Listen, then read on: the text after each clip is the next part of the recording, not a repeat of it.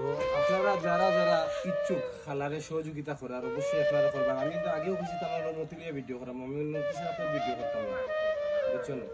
আর আপনারা আমার সহযোগিতা করবেন, আমি যতটুকু পারমু আপনার মাধ্যমে সহযোগিতা করার। আমি প্রাথমিক অবস্থায় প্রথম সীমিত একটা দিয়ে শুরু করলাম।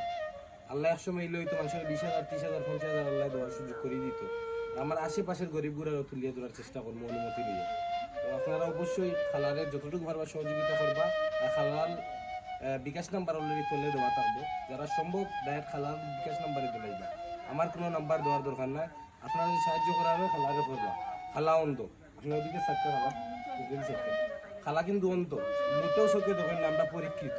খালার স্বামী লই আগে আইতা, এখন স্বামীর অবস্থা একবারে খারাপ, গরো বন্দি টাইম, তার অবস্থা খারাপ, এখন তার মেয়ে লইয়া আইসন, খাইয়া তো ব্যস্ত হইব। তো রানীগঞ্জ এবং জগন্নাথপুর যারা বাইয়ে আছেন একটু খালার দিকে একটু সুনজরে চাইবা।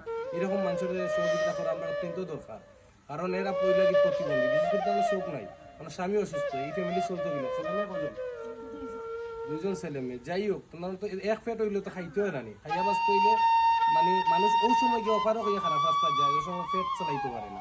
আমরা অবশ্যই সবাই সহযোগিতা করতাম। আল্লাহর কোন সামনে যদি দোয়া করবা, যদি আমার মাধ্যমে আয় আপনাদের দিমু, আপনার ডাইরেক্ট বিকাশ হয়ে যায়, বিকাশ নাম্বার আপনার দিয়ে দিলে